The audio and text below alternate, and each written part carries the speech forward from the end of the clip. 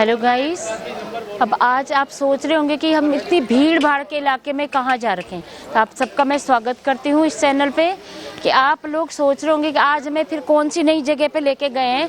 तो मैं आपको इस जगह के बारे में ज़रा बताना चाहती हूँ। ये जगह है देहरादून में गढ़ी कैंट, जहाँ पर एक बहुत ही भव्य मंदिर है जिसका नाम है भगवान श्री टपकेश्वर महादेव मंदिर। आप लोगों को ये भीड़ दिखाई दे रही होगी और आज का दिन भी मैं आपको बताती हूँ कि कौन सा दिन है। आज गुरु पूर्णिमा का दिन है, कार्तिक पूर्णिमा है और यहाँ पर बहुत सारी भीड़, बहुत सारे श्रद्धालु, बहुत सारे भक्त यहाँ पे आए हुए हैं और भगवान शिव का दर्शन करने के लिए बहुत सारी भीड़ सुबह से यहाँ पे लगी हुई है। आप लोग जैसे देख रहे होंगे। अब मैं आपको ये बताती हूँ कि जो टपकेश्वर हैं, इनकी जो पौराणिक कथा है, जिस पर ये मंदिर जैसे लोगों की आस्था है, उस आस्था के आधार पर मैं इसके बारे में आपको बताती हूँ। तो जैसे आपको पता ही होगा कि आपको दिखाई दे रहा होगा कि यहाँ पे लिखा हुआ है कि गुरु द्रोणाचार्य की तपस्थली द्रोण गुफा। लोग तो आते तो हैं यहाँ पर लोगों को इसके बारे में पता नहीं है कि वास्तव में जो यहाँ पर बैठे हैं ये है कौन। अब मैं आपको इससे अवगत कराती हूँ।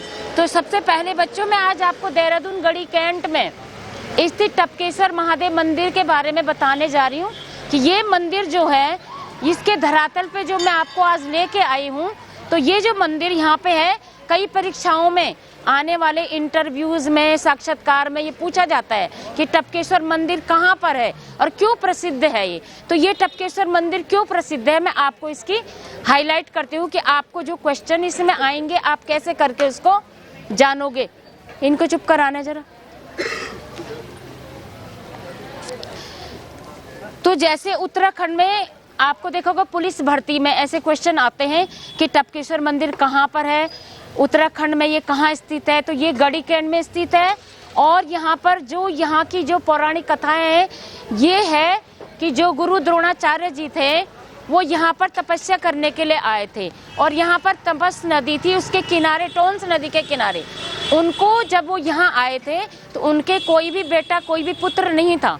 तो पुत्र प्राप्ति के लिए उन्होंने यहाँ पर अपनी पत्नी कृपी के साथ तपस्या करी थी और उन्होंने एक गुफा में जाकर, उस गुफा में एक शिवलिंग को बनाकर उन्होंने वहाँ पर भगवान शिव को प्रसन्न करने के लिए तपस्या करी। और उस तपस्या से भगवान शिव जब खुश हो गए थे तो उन्होंने उनको एक पुत्र दिया, जिस पुत्र का नाम अश्वत्थामा है। जैसे आप जानते ही होंगे कि अश्वत्थामा कौरव, जब हमारे ये महाभारत की लड़ाई हुई थी तो वहाँ पर उनका नाम आपको प्रचलित होगा कि घोड़े और उनके बीच में कुछ ऐसी असमंजस युधिष्ठिर की तरफ से हुआ था। लेकिन गुरु द्रोणाचार्य हैं कौन, ये मैं आपको बताती हूँ। ये कौरवों और पांडवों के गुरु हैं और इनका जो बेटा यहाँ शिव की दया से या शिव जी की आशीष से जो प्राप्त हुआ था, उन्होंने उसका नाम अश्वत्थामा रखा। तो बहुत बलशाली पुत्र हुआ था। जब उन्होंने यहाँ पर जब तपस्या करी थी, तो जब कहते हैं कि तभी शिव के यहाँ पर जो शिव का मंदिर है उसके ऊपर से पानी टपकता था। जो वो पानी टपकता था तो एक दिन क्या हुआ कि जब अश्वत्थामा को भूख लगी तो उनकी जो माता थी उनको दूध पिलाने में असमर्थ थी। तो जब शिव ने देखा कि बच्चा भूखा है तो उन्होंने अपने उस मंदिर से ही उन्हें दूध टपकाना शुरू कर दिया था। तो बच्चों, आपके पास ऐसे ही कितने ही प्रश्न आपके पास आ सकते हैं कि कृपी कौन थी, द्रोणाचार्य कौन थे, अश्वत्थामा कौन थे और ये कौन सी नदी पर इन्होंने तपस्या करी थी और ये जो जगह है इसका नाम टपकेश्वर क्यों पड़ा था।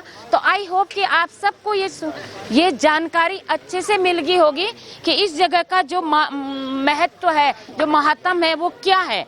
तो ऐसे ही यहाँ पर दूध पीने की इच्छा जाहिर करने के कारण जब उनको दूध नहीं मिला तो हमारे इन भोलेनाथ जी ने उन्हें वो दूध उपलब्ध कराया था। और आज भी अगर आप कभी यहाँ आए तो आप देखना कि आज भी उस मंदिर के ऊपर से वो चीज़ें टपकती हैं और बहुत से श्रद्धालु यहाँ पर आके उनके दर्शन करते हैं, उन दर्शनों से धन्य होते हैं। आज भी अगर कोई यहाँ पर आस्था से आए तो मुझे विश्वास है कि आज भी वही काम यहाँ पे हो सकता है जो तब हुआ था, वो आज क्यों नहीं हो सकता है। जब आप इतिहास में मानते हैं कि ये सब होता है, लेकिन आजकल लोगों में इतनी आस्था नहीं है। लोग घूमने के पर्पज से आते हैं, कोई ये शक्ति के पर्पज से नहीं आता है कि हम अगर यहाँ पे जाएंगे तो हम, अगर कोई कष्ट में आए तो जरूर और जरूर मैं वादे के साथ कहती हूँ कि आज भी एक अश्वत्थामा पैदा हो सकता है और आज भी एक द्रोणाचार्य यहाँ पे तपस्या करके एक अश्वत्थामा को प्राप्त करके सिर्फ उसके लिए दूध उपलब्ध करा सकते हैं और एक कृपी एक गुफा में रहकर